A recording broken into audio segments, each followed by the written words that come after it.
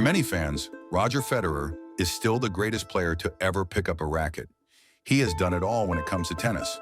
However, there was a time when even the great Maestro was struggling. In the summer of 2009, Federer reached the final in Madrid. He was the world number 2 and had already won 13 Grand Slam titles. Yet he was facing the biggest crisis of his career since his breakthrough in 2003. Why, you might ask yourself? Let's turn back the clock and find out.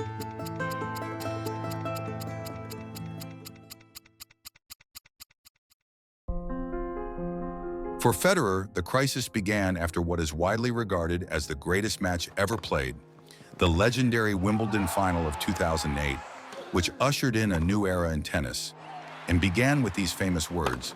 There's a new man at the head of men's tennis, Rafael Nadal.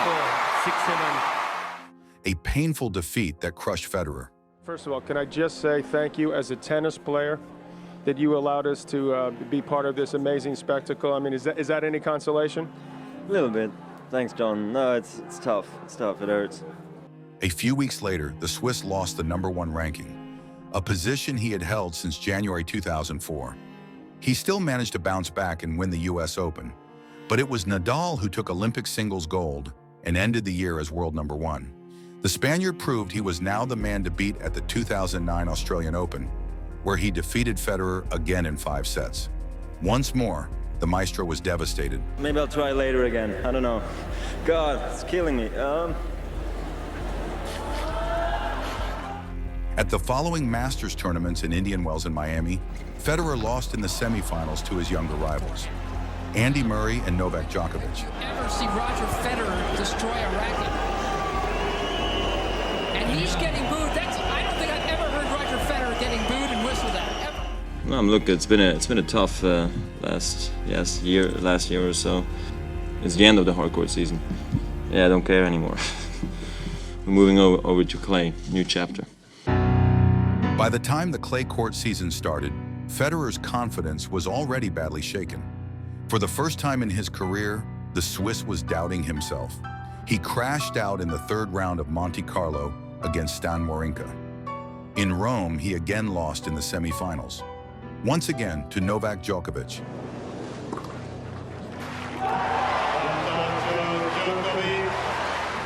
And here we are, back in Madrid at the beginning of our story. When Federer entered the tournament, he hadn't won a title since October 2008. His opponent in the final? His great rival, Rafael Nadal, who had already won the Australian Open, Indian Wells, Monte Carlo, Barcelona, and Rome in 2009. The last time Federer had beaten him? At the Tennis Masters Cup back in 2007. So when he faced the King of Clay, on clay, at his home tournament in the Spanish capital, it's fair to say no one was betting on Federer. But with all odds against him, the Maestro shocked everyone.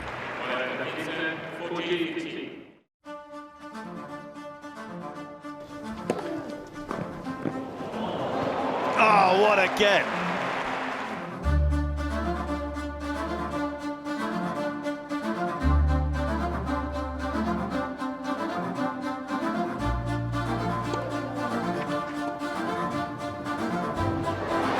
It doesn't get any better than that.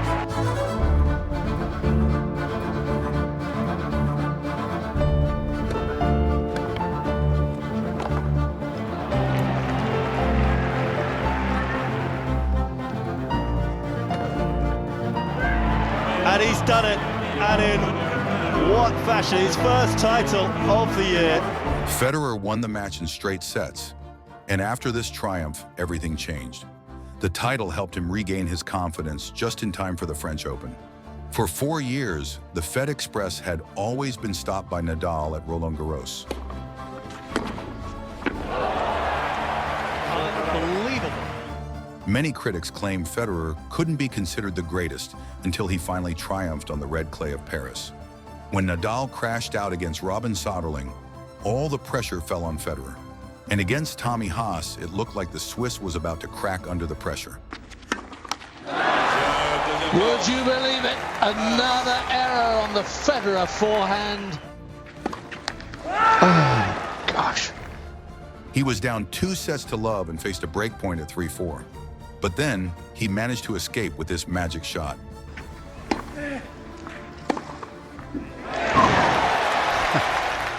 One could argue this legendary forehand alone was a turning point in Federer's career. But who knows if he would have made that shot without the confidence from his triumph in Madrid. That'll do it. Well, he's getting his own warm-up. After that victory, Federer never looked back. He reached the final again. Who would have thought? But here he is. He's been chasing history, Ted, the last couple of years. I've tried to anoint him the last couple of French Opens for you to win the French Open. He'd be the greatest player of all time. Yet he's still, Ted, found a way to dig deeper, perhaps deeper than we've ever seen him before, to get to this position. He's got to do it now. And he did. Federer beat Robin Soderling and completed the career Grand Slam. Am I the greatest of all time? We don't know, but I definitely have many things going for me because I've now finally won in all four Grand Slams, and I'm particularly happy reaching to Pete's 14. I'm sure he's watching, so hey Pete, and I'm sure I'll see you soon. A couple of weeks later, he reclaimed the Wimbledon crown and returned to the top of the world rankings.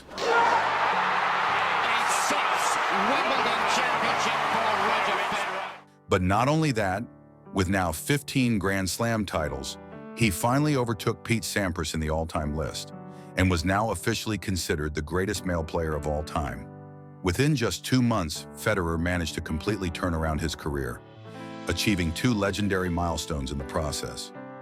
From the media standpoint, I'm not getting that many tough questions anymore, because the Paris question is answered, the 15 is answered.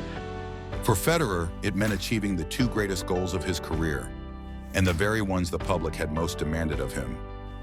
All because he won the tournament in Madrid, in the final against Rafael Nadal, a match that truly changed everything for Roger Federer.